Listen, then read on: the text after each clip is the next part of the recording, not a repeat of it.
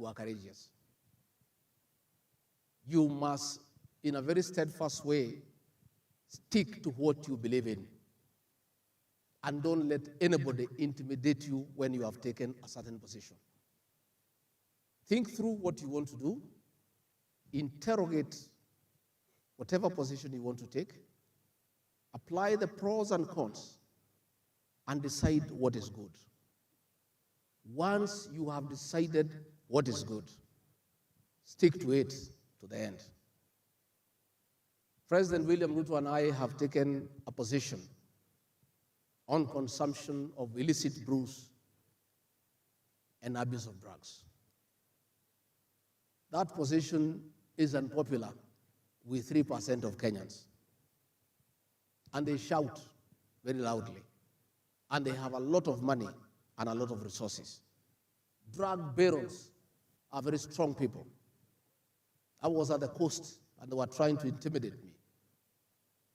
They have serious money. They can bribe their way. They can even have you killed. They can arrange a car accident for you. They can organize for you for your food to be poisoned. But once you take a decision that you have applied your mind, that it is the benefit of the Kenyan people, is to the benefit of mankind, be a courageous person. Defend what you believe in courageously and publicly take a stand that this is my stand and nobody can intimidate me from that stand. That way you gain respect, you gain admiration. And any time you pronounce yourself on another topic, you are believable. But if you take a position in the morning on a certain matter, then you are confronted by 3-4 comrades in the afternoon. And you are told, wewe, utakutana na sisi. Then you change your mind. Your journey to leadership is curtailed because nobody can take you seriously. I want to urge you, comrades, that the word focus is a very important word. You must focus. You must decide what is it that you want to do in life. If you decide you want to be a Catholic nun, it's a very difficult decision.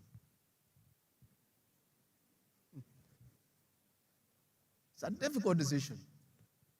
Or a Catholic father, for that matter. But once you decide that is your calling, and that is the way you want to go, you must persuade your soul and your heart that that's what you believe in and that is what you want. And focus on that one. And don't be disrupted by anybody. Don't be distracted from your focus. There are people here, probably you want to be a doctor. But in the discussions in the library, when you are having your meals, comrades discuss how difficult the course in medicine is. And you start wondering whether you made the right decision. You have lost focus. And also asking too many people to give you an opinion on the decision that you have made. You are lost. The minute you make a decision and you focus on what you want to do and where you want to go, once that decision has been made, please don't seek opinion of anybody on that matter. The minute you seek opinions of others, you'll never get anywhere, and you know it. If you decide you want to buy a matatu, and you have the money, you are going to the shop, on the way you ask people, should I buy a matatu? Oh, no, please don't. A lorry is better. Another, no, you put a saloon. No, saloon, no, there are too many manenos there. Forget about saloon. Why don't we go to the casino and play with this money? you are lost. You are lost. And people have all sorts of ideas. And those who do nothing have the best ideas. There is nothing they can decide themselves. Their work is to criticize the ideas of others. True or false?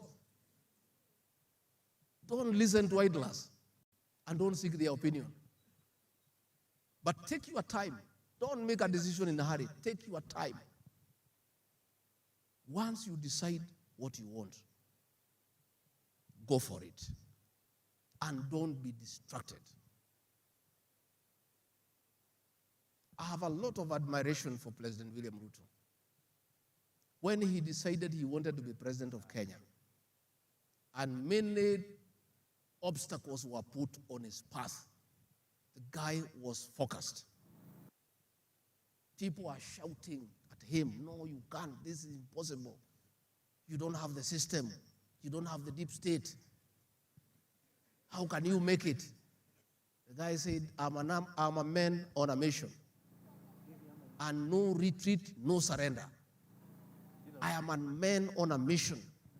I have decided that I feel I'm qualified to lead the Republic of Kenya as president. That is my focus. And he's stuck there. Many people persuaded him otherwise. People came and told him the journey you have started is impossible. Please drop it. You can't make it. He said, I'm a man on a mission. And by being focused, by sticking to the script, today, William Samoei Ruto, son of a peasant, is the president of the Republic of Kenya.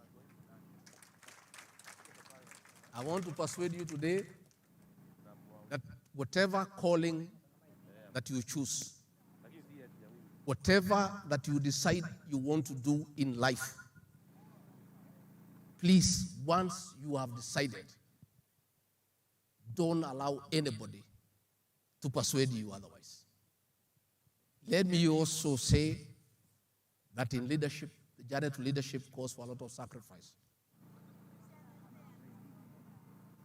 People are happy to be led by people who sacrifice for others. The leadership journey is a difficult one and sometimes lonely. But those that you lead and those you aspire to lead want to know that you have the heart to sacrifice for others.